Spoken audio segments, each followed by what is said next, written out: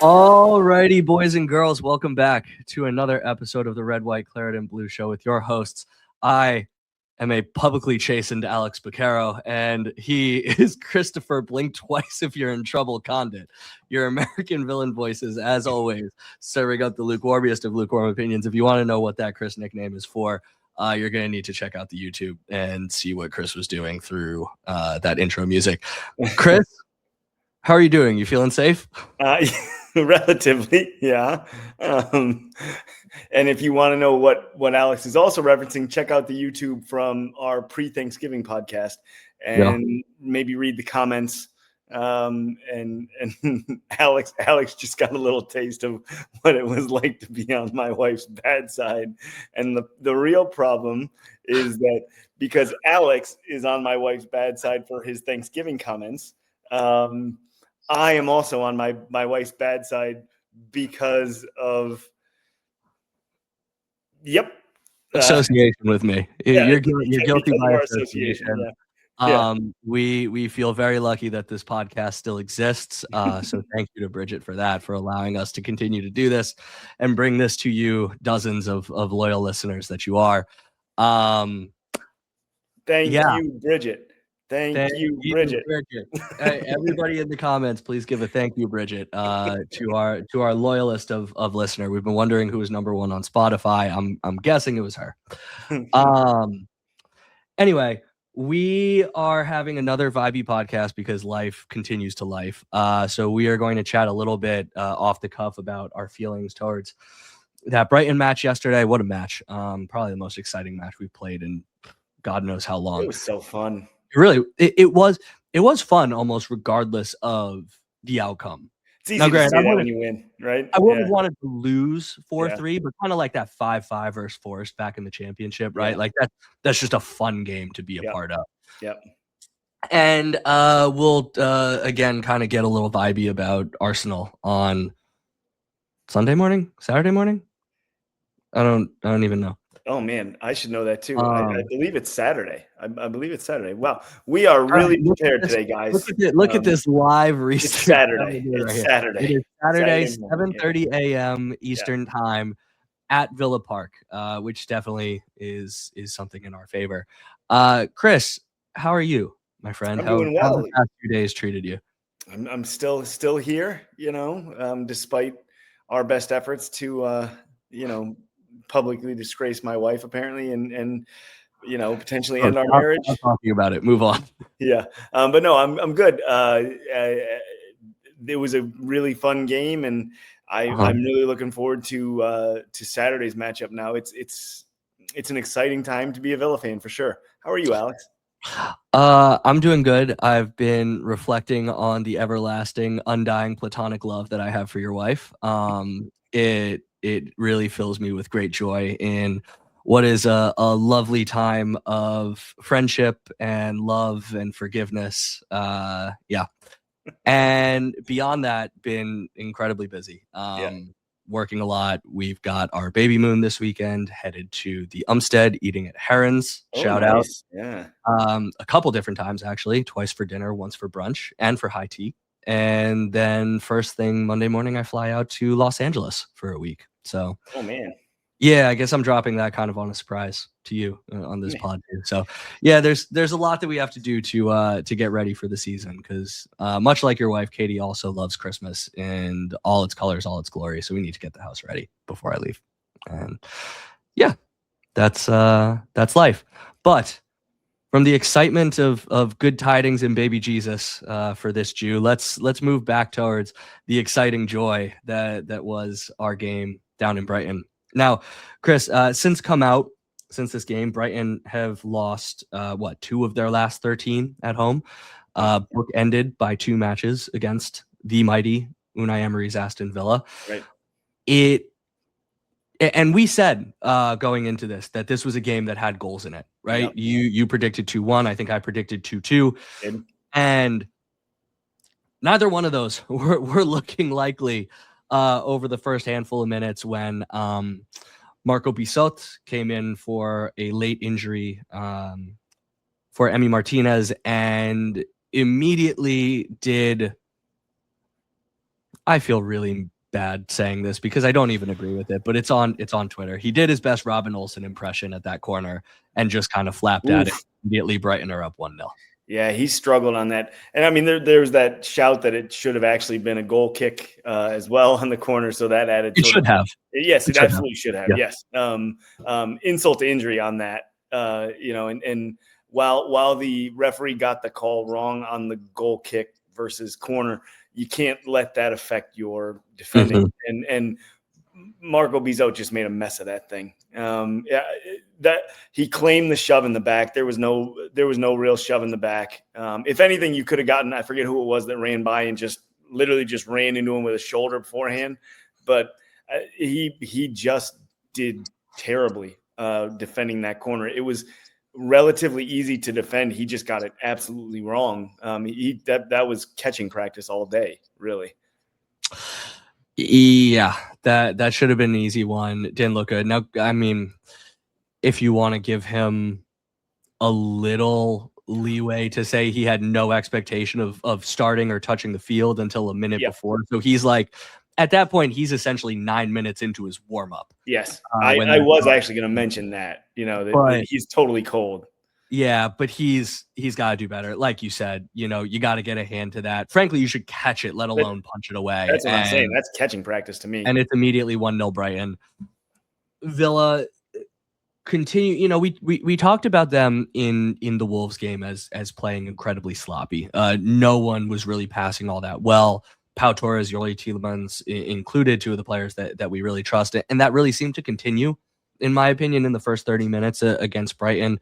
Losing the ball left and right. The back line definitely did not seem in sync in terms of running the offside trap. And so, you get to 2-0 pretty easily because this wasn't the first time Brighton got in behind. It was just the first time that they got in behind and got a lucky deflection off of Pau Torres. Nothing he can really do there.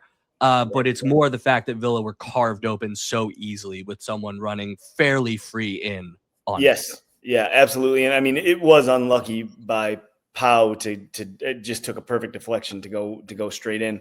But it was a story in the first 15, 20, 25 minutes of constant big chances for Brighton in this game. And that, I think, is frustrating to watch.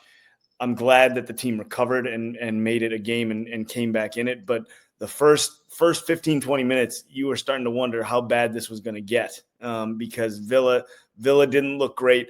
I want to give credit to Brighton's press in the early going because they gave Villa and particularly Bizot a hell of a time back there. And Bizot looked really uncomfortable trying to move the ball out of the back.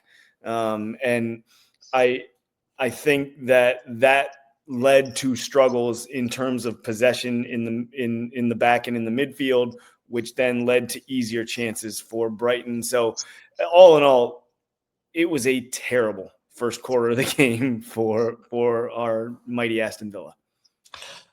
Yeah. I wouldn't even really say that there was a really strong turning of the tide either.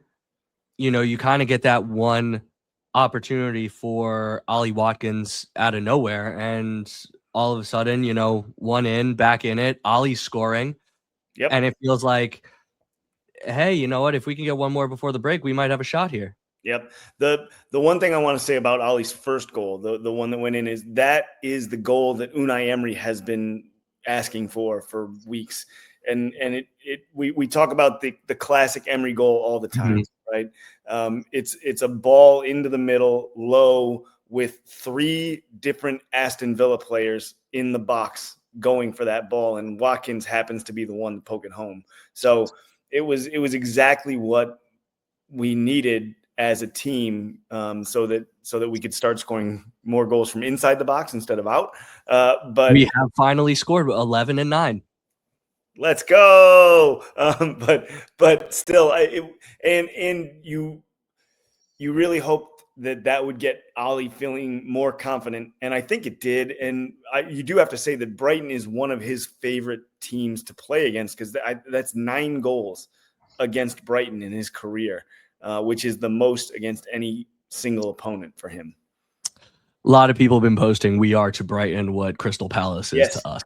Yeah. And, they're probably not that far off.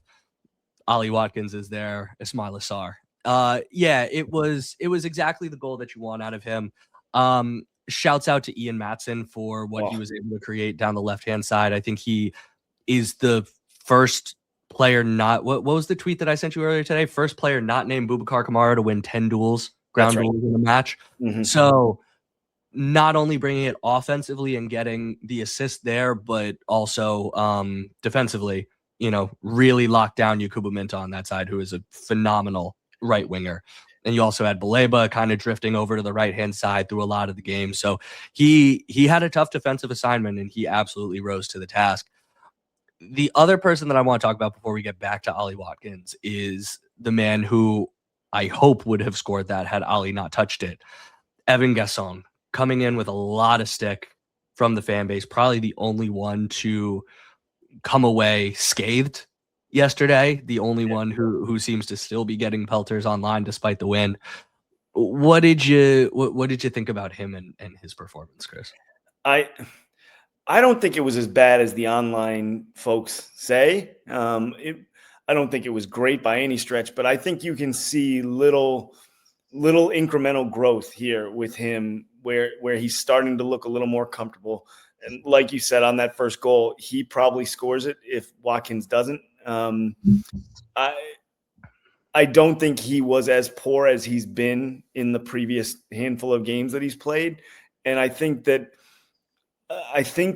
we have to remember that he was a relative. I mean, he's not that young. What is he? 23. He's 24, not that old. I think. Yeah, not that old either. But so he was a relatively untested outside of Ligue 1 player. So I think it's going to take more than 6 months for him to get really comfortable in the system, and for Unai Emery to trust him consistently enough to get consistent minutes. I said consistent way too many times just there, but still, it all goes hand in hand in a way. And so I think we have to be a little bit patient with him because this is a big step up from where he was.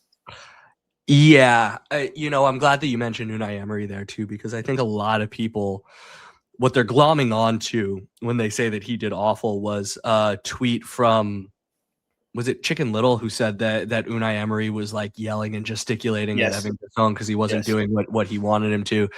And that's been what we've at least hung our hat on with Gasson to this point, is like, look, it may not be working for him offensively. He might not understand the system perfectly yet, but at least he's going to put in a shift defensively. And so I think a lot of people are jumping on, well, if you're not doing it offensively and Unai's pissed at you for what you're doing defensively, then like, what are you bringing? And yes, in fairness, Unai was yelling at everybody. He was livid, I think, as we went down 2-0. Listen, to your point, probably inches away from scoring a goal there.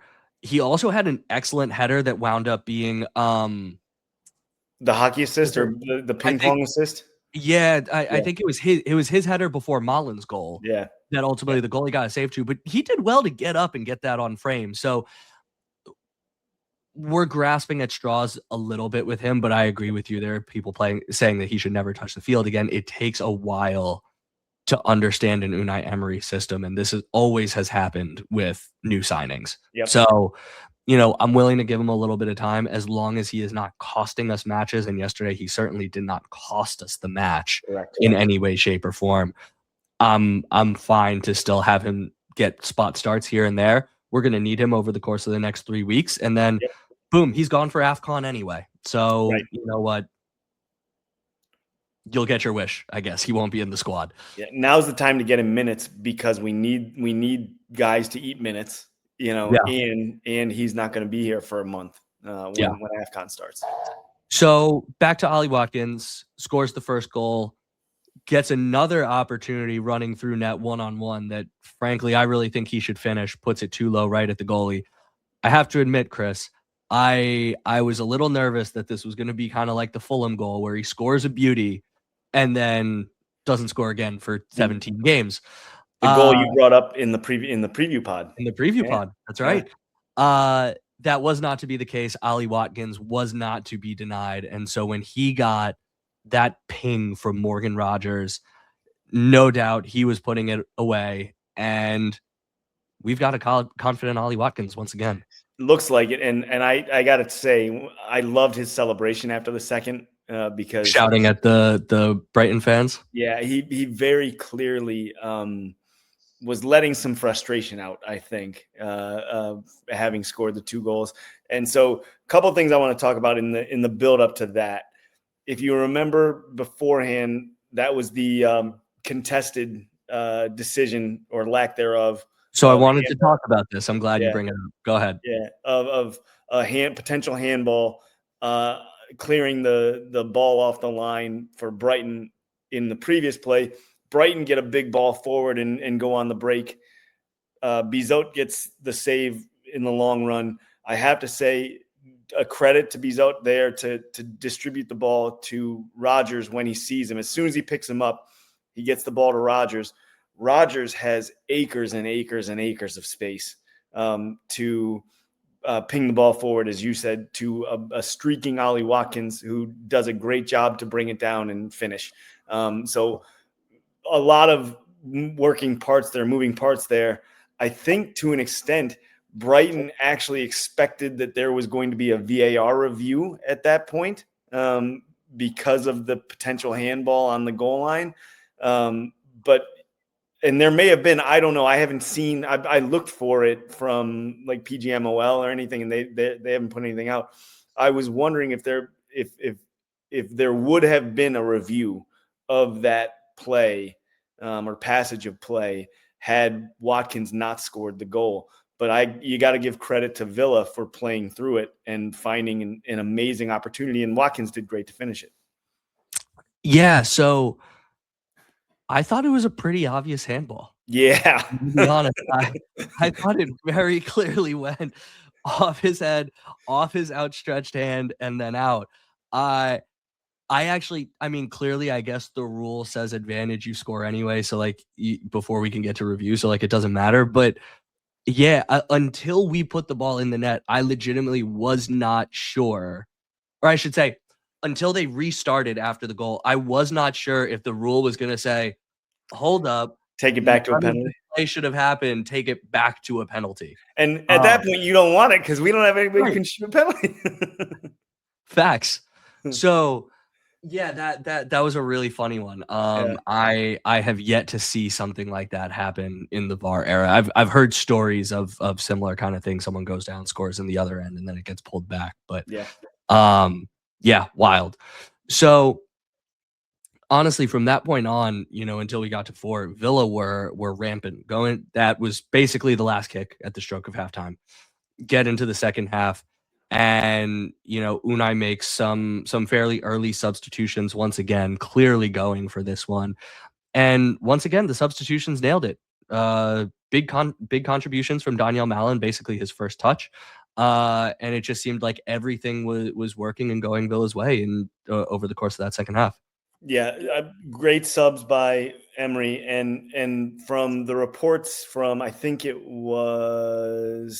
might have been Tanswell as well on the second goal. When Villa scored the second goal, Emery apparently spun around and started screaming at the bench, "You can win this game." So I think maybe he was doing that. I think the emotion got the better of him clearly because he went bananas on the second goal. But I think that he had a plan to go to the bench relatively early in this one. And he was sort of trying to rally the troops that he knew he was going to be relying on shortly after halftime. Yeah, and so first off, beautiful header by Amadou Onana to get the third. Need to shout that out. What a ball! Yeah, I mean, what a ball! Was that Matty Cash, right? Was it Cash or Malen? For some reason, I thought it was Malen. Maybe, I don't know. Anyway, yeah, beautiful header. Subs seemed to be working. It was interesting because for a lot of this game, Brighton had the ball, and you astutely pointed out in the outset to this game that it was going to be a match between two teams trying to dominate possession and impose their will on the other team. Villa this year, the hallmark has been a lot of possession, very few shots, very few goals. little possession. Apparently, lots of shots, lots of goals. We're much better as a counter-attacking outfit. I can't really seem to explain that, but it seemed to work for us on the day. Very much trying to play through the lines quickly, play in behind, and not necessarily let a team sit in and really easily defend our narrow play. Yep. It was. I think it was probably the best in terms of attacking play we've seen this season for the last 40, or not the last 45 minutes, because at the end there it was a lot of Brighton, but for that middle part of the game when Villa got the 4 goals, that was about as good as they have looked in attack all season. Totally agree. So last 15 minutes, Van Heck gets a brace. Not often that your center back gets a brace. And that, honestly, like, I have to tip my hat to him. That was beautiful, the way he started that play from midfield and just carried his run on through as people were passing around him to ultimately side foot that home from like 22 yards, I think. That was a pretty shot. Yes, it was. They fully deserved that one. But thankfully, Villa are able to hold on, 4-3 winners. With Chelsea's shocking loss to Leeds, we are now in sole possession of third place, Chris. We've said it almost every week now, but who would have thought? I know. Again, imagine what would have happened if Villa didn't spot the rest of the league 4 games, where they didn't score any goals. I like you, was shocked that Chelsea lost, by the way, to Leeds. Yeah. And I did get nervous at the end of the game with Villa against Brighton, because it was just so much pressure from Brighton, and Bizot didn't have a great game. You have to give him credit for the save near the end there, because it was a hell of a save that he made to save the win for Villa. So while he didn't have a great game, he did make the big save when it counted and kept the 3 points on the board. So, Chris, before we've kind of done everything, good points, bad points, implication on the season. Before we get to Arsenal, I want to bring back a segment that we haven't done for quite a while, and that is cold water. So, reminder to all our fans, this is where we pour cold water on seemingly hot takes, or not, if we think that they are appropriately lukewarm.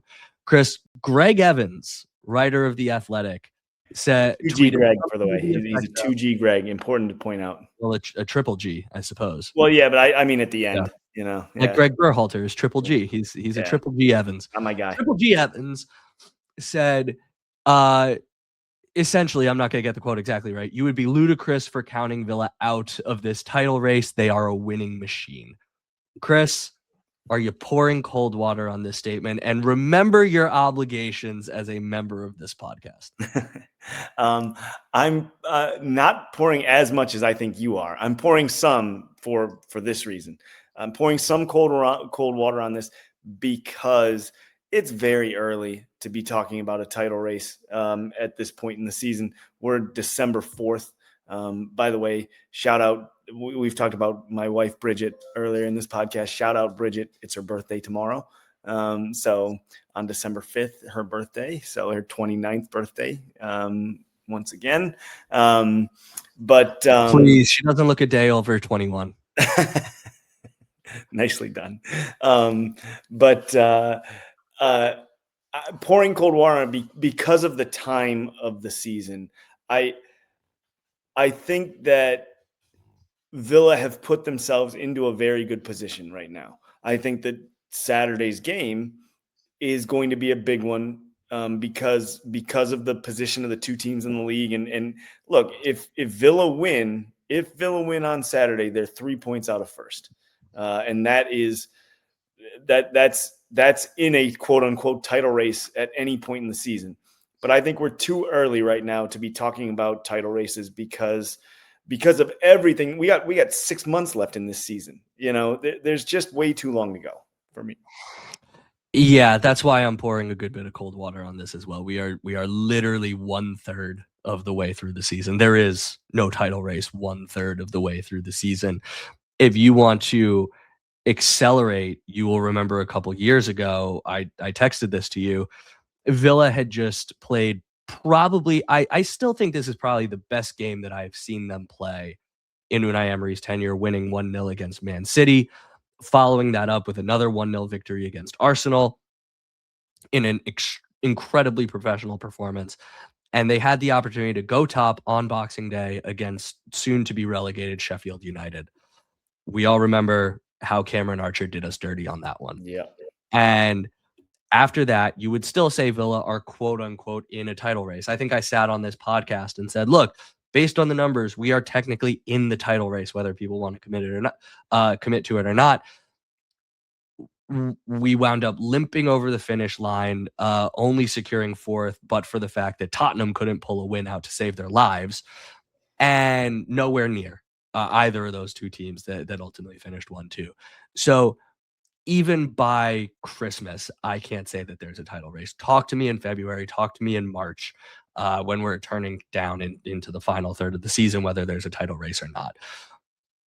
That being said, I'm not going to douse this in freezing cold water, because if you want to say, are we technically in touching distance of first place? Yes, we are. And we play that team twice over the next 24 days. So yeah, you could get to the end of December and Villa could be somewhere top, joint top, second, whatever it is. What I'll also say, though, is, again, to go back to a couple years ago where we were at Boxing Day, that Villa team was playing unbelievable football. This Villa team, bar for this Brighton game, is not necessarily playing unbelievable football. We keep talking about regression to the mean. Opta's expected points table has Villa, I think, now 15th. So we're finally out of 19th. We're 15th. Expected relegation. We're clear. Thank you. We're clear of expected relegation, and yet we sit sole third, right? I keep talking about regression to the mean. There are two ways that we can regress.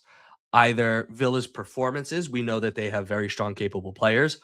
The expected points will regress kind of to where Villa are. Or you would say this is a team that is getting results despite their underlying metrics. The regression is going to be somewhere down the table. I'm always someone, being the lukewarmy presenter that I am, that there is going to be somewhere in the middle. Villa will regress down, not necessarily all the way to 15th. The performances will get better, but maybe not to a joint top of the table. So, am I predicting us to be in a title race come March? No, I'm not. I think that there are a few slip-ups in there, but at least for now, it is fun to say, hey, we are in touching distance of first. We could get smoked by Arsenal and still be top four at the end of this weekend, which is great. Great to be able to say at this point in the season, and that's all I really want at this point. I mean, if you look at the long-term goal here of this team in 2025-26, this is on par with where we need to be, right? We want to be Champions League. And even you and I talked early in the season in our preview pod that would be like a very big stretch goal. So to be in this position and really to have maybe not everybody playing at their best, particularly Ollie Watkins, being probably the biggest culprit of that. But if you look at the collective is playing probably better than the sum of their parts in a lot of ways, or at least you have players that maybe are getting more comfortable in Emery's system. Onana is one that comes to mind immediately. Barkley, even though he's out now injured, another one. Matty Cash is playing out of his skin. John McGinn is playing out of his skin. Right, Emi Buendia is resurgent like you wouldn't believe, although he had a poor game against Wolves. No. Morgan Rogers has been up and down, but he's largely now starting to play much better. He had some great plays on yesterday, didn't he? I meant to mention that he had some Brighton defenders on absolute skates. So I think there is, in terms of regression to the mean, I think what you can see is you may see some leveling out. Watkins will play better. Some other players will go back to what we would be more expect more of, more likely to be their level of play. And then we probably end up somewhere in that 5th to 7th range. What are you smiling about? Just the joy that you had talking about Morgan Rogers. You just got this bright, like, kind of childish smile on it. It was so adorable. But he had a couple of dribbles and a couple of turns that just make me smile. Yeah. It was getting to be what we expect would be vintage Morgan Rogers. And I want to say one last thing about the Brighton game, and it's this: I enjoy when Villa beat Brighton, and they do quite a bit, surprisingly, despite the fact that Brighton are a very solid Premier League side. And not because I have any personal animus toward the Brighton fans. I don't know. I know one personally, but the reason I enjoy when Villa beats Brighton is because that is the team that you hear the most from the fans online of the traditional Big Six that Villa need to strive to be. Like they financial lane, you need to stay and be just try to be like Brighton. And while what Brighton has done has been great, like why on earth would that ever be the goal for any club that wants to do anything? Because Brighton, as great as they've been, and again, it's a great story. They've never finished higher than sixth. They've finished above half top half of the table like 4 times in their entire existence. Why would that be what anybody is shooting for? No offense to Brighton. Well, Chris, I like them because I'm not sure if I've mentioned this before, but Fabian Hertzler was born in Houston, Texas. He's our countryman. Well, but what Brighton will do is they will probably get paid financially when he ends up going to Man United and find a better coach, and then that one will go to Spurs. I don't know. Yeah. Well, we're done with Brighton. Let's talk about Arsenal. Let's look to the future. Like we said, Saturday morning at home at Villa Park. Chris, I've been doing a lot of victory laps in recent podcasts. Liverpool slide down the table being most notable from my preseason prediction. Another preseason prediction that I got right as an underlying prediction. My overlying prediction was very wrong. At the very least, Gyökeres has not necessarily panned out as a good signing for Arsenal. 12 starts, 4 goals. He's been injured for the past couple games.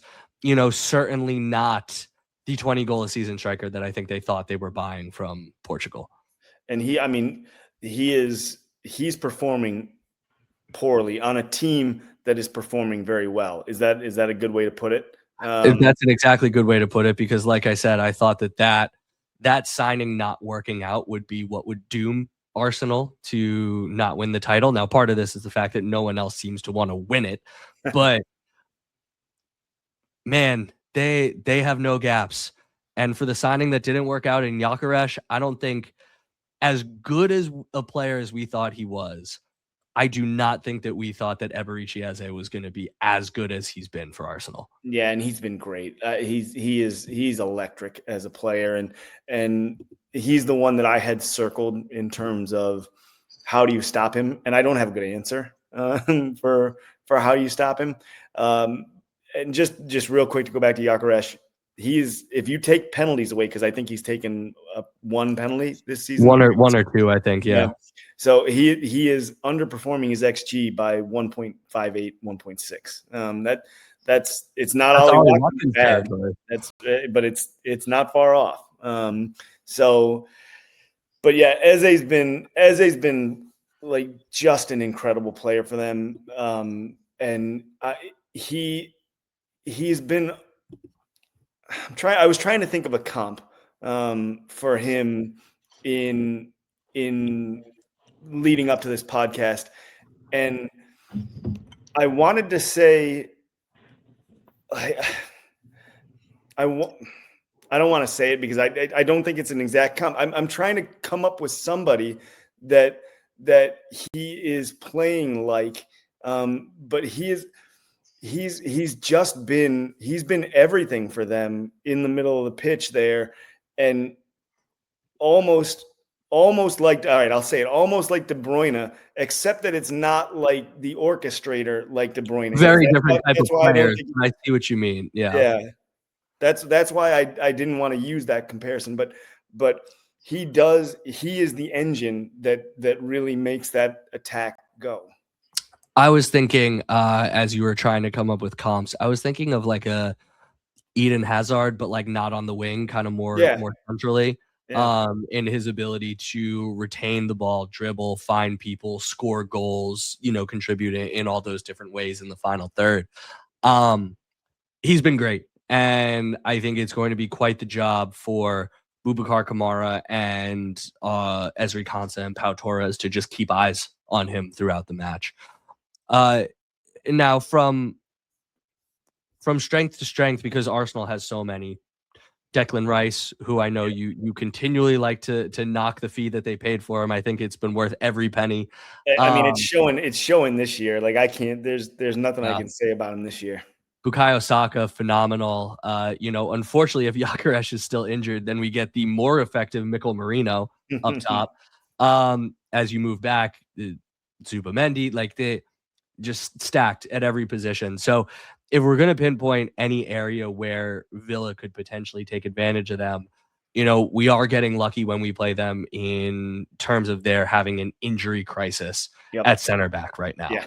So they essentially have one gone, Gabriel gone, and now after the last one, Mosquera also injured. So I think what is it, just Timber at this point? Yeah.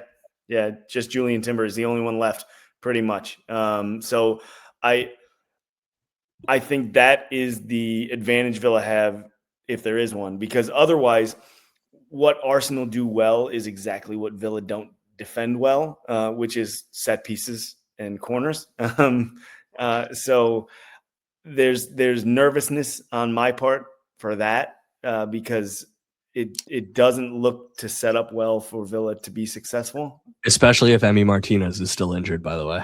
Right. Well, and the injury from Martinez was back pain in the warm-up, which always makes me a little nervous. And for the folks that were calling out Martinez, and I know I'm going on a tangent here all of a sudden, but we're doing Vibes Pod, so it's okay.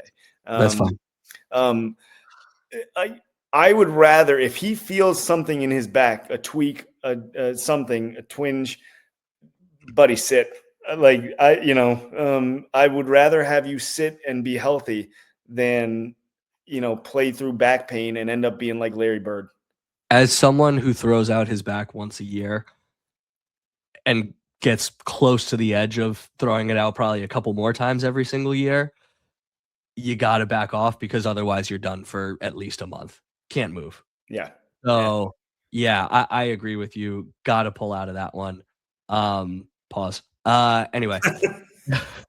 I didn't even notice that one. That's usually my territory. So yes, definitely need to be cautious of set pieces. I mean, I think that goes without saying. Definitely got to be wary of Eze and his ability to make runs, get in behind Villa's back line. If I'm Arsenal, I'm looking at that Wolves game actually, and what Bellegarde and Arias were able to do, getting in behind Yuri Tielemans and Kamara and in front of Konsa and Pau Torres.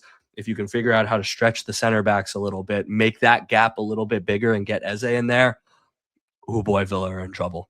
The question for me is whether or not they're going to have the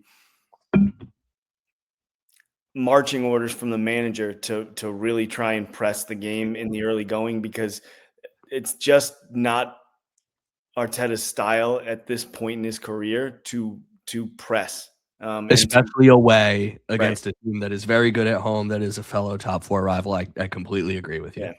Yeah. So that's, and I'm saying it without talking any stuff about Arteta, which is not my usual. But his personality is such that he is a very conservative manager in these situations. So I'll be interested to see if that changes in this game.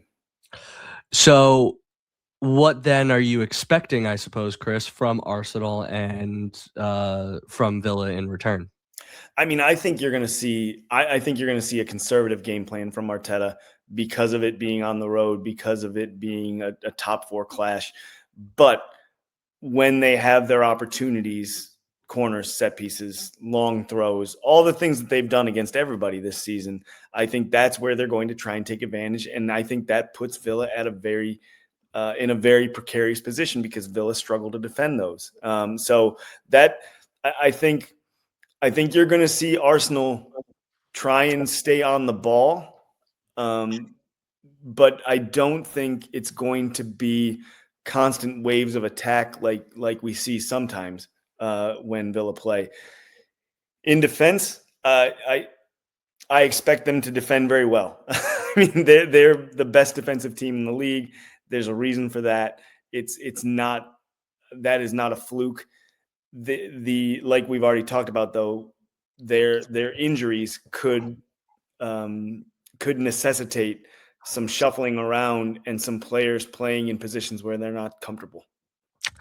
Yeah, that's the one thing that Villa have going for them, and that's why I actually hope Arsenal come out a little more, because I think if you're Villa, if you're Unai Emery, your best chance to score is more akin to how you played against Brighton rather than how you've played a majority of this year, maintaining the ball, pushing them back, and figuring out a way to work your way through them. You just can't with the way Arsenal are so organized defensively. It's not going to be possible, even if they do have a backup center back in there. I just don't see it. So how do you exploit them? You turn the ball over deep in your side and try and pick Ollie Watkins, Daniel Mallon, whoever it is, Morgan Rogers, through over the top, turn them at the lines, break the lines, and ultimately get in behind, and then attack whoever that auxiliary center back is. That's I think our best chance to succeed. You saw it. Was it before? Was it the Leeds game where Buendia got the ball on the turn a couple times, could have slipped Rodgers through on either side of him, but ultimately couldn't complete those passes? Yeah, that is essentially the blueprint for what I'm kind of saying. Figure out how to get one of your 10s on the half turn, break the line, spread someone in behind, and just pepper shots that way.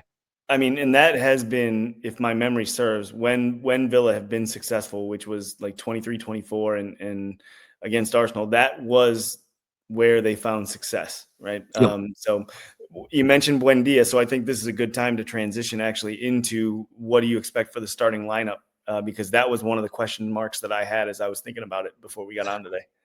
Yeah, it's an interesting one. I think Emmy will.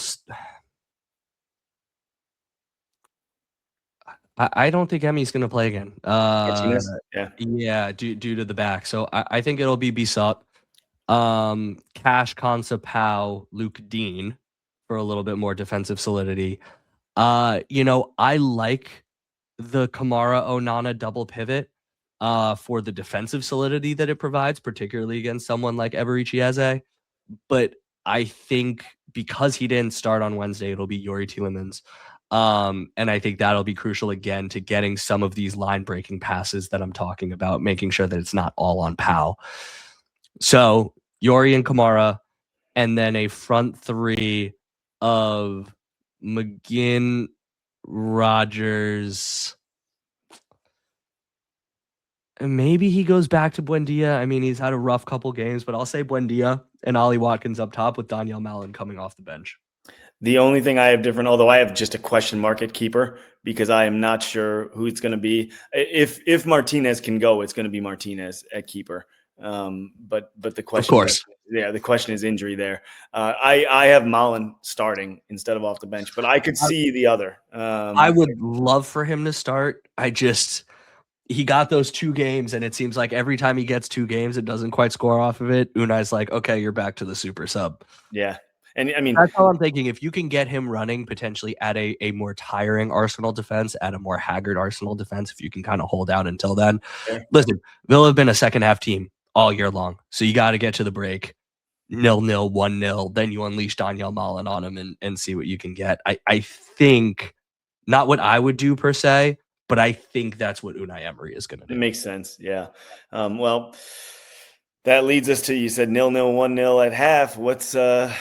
What's your prediction for the fight?